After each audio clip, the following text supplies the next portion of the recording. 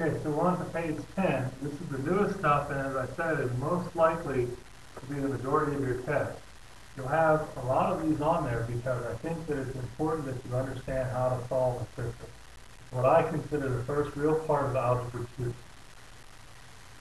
So, solving a system means we're looking for a coordinate point that is the same coordinate in both equations, which means that it'll work in both. So the thing you just did in number 66 and 67 already gives you that coordinate point and asks you to see if it's the right one. These ones, I'm just going to show you how to find the right one, and you'll be done with it. So you're going to have to graph it for now, which is unfortunate because it takes a little longer. Later on, I'll show you how to do this algebraically, which might be faster, but sometimes takes a little bit more work too. We'll see. Anyway, the point of this is right now to graph these, you need to make both of these things into y equals mx plus b kind of format. If you don't do that, then it's going to be very hard to graph it. So this first one, x plus y equals 1, is not ready to be graphed yet. So let's take it aside. We'll work with it by itself for a minute. The first thing I want to do is just get y by itself if I can. So I'm going to subtract x from both sides. So I have y equals negative x, and this is still a positive 1, so plus 1. And because y is by itself, that's ready to go. So let's look at the other equation there, which is 2x minus y equals 5. This one might take a little bit more work to solve it. Well, first thing, I want to get this x term over to the other side, so I'm going to subtract 2x from both sides. That's going to give me negative y equals negative 2x, and 5 is still positive, so I have a positive 5. Notice that when I took the 2x away, the negative stayed with the y.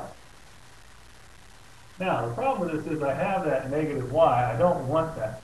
So the long way to do it is to say divide everything by negative 1. You can just remember that all that does is change the sign of every term. Then you can just go ahead and turn it to a positive y and make each one of these things the opposite sign, like that. So now we have our two equations that are going to be graphed. This one and this one. So it's time to graph them.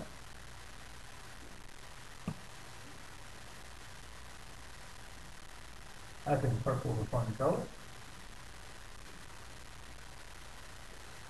So we need to graph these, and you need to be pretty accurate when you graph them. So first thing I'm going to do is draw in an x and y axis.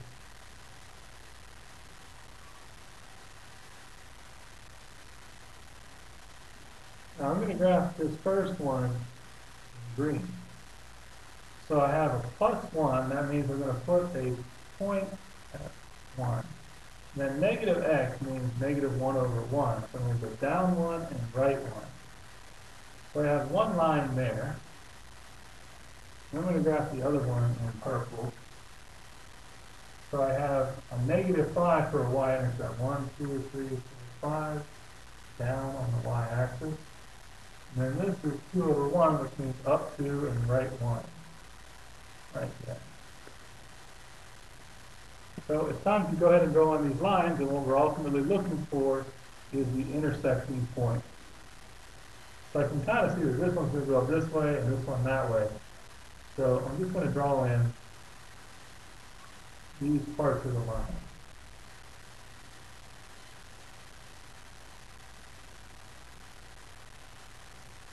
And I can see where they intersect right there.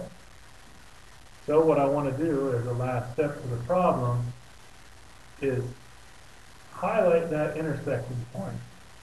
Give its coordinate, which is over 2 and down 1, means 2, negative 1. And then I just like to circle that like that. Finally. So there's definitely a lot of work and a lot of time in graphing these to find a solution. As long as you're accurate with your graph, use rulers and are very meticulous in the way you put your points on here, you'll come out with the correct answer. The problem, of course, is that you have all this room and you take all this time. So later on, when I show you how to do it algebraically, hopefully you'll see why it's a little faster, a lot less work. So let's do the last one then, on the same principle. Let's see what we come up with. First one is obviously not solved for y, so we're going to have to rearrange it again. So I want this x term to go away. I'm going to subtract 6x from both sides. Now I got 3y equals negative 6x and positive 3. And then again, I don't want that 3 there, so I'm going to divide by 3 on both sides. That leaves me with y. I have negative 2x and positive 1. So that one is ready to go. And if I look at the other equation, I have x minus y equals negative 7. This time I want the x term to go away again, so I subtract x, leaves me with negative y. Now I have negative x and a minus 7. And again, just like before, that negative y, like dividing by negative 1, you can just think of it as change the sign of everything, so we end up with x plus 7. So again, these are now both ready to be graphed, so I need a graph.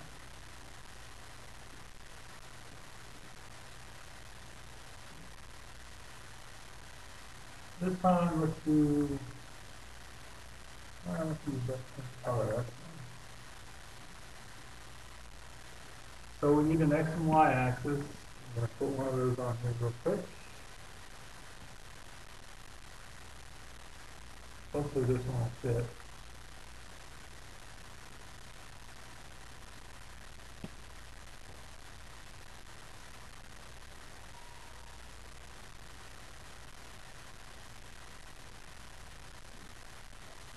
I'm going to do this first one here in green. So that means I need a y-intercept of 7. 1, 2, 3, 4, 5, 6, 7. Then my slope, an understood 1 here, up 1 and right 1. The other one I'll do in orange. We have a y-intercept of positive 1. And I have a slope of negative 2 over 1. Down 2 and right 1.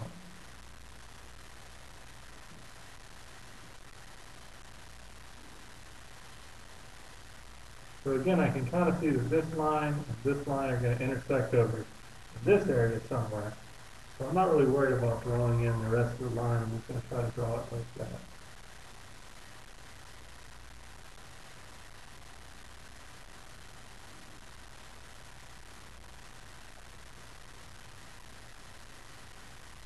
There again is my intersection, which I want to highlight. Give the coordinates for, which is negative 2 and up 1, 2, 3, 4, 5. So I've got negative 2, 5. Finally. Right, that's the end of your running test review. I hope you do well on this.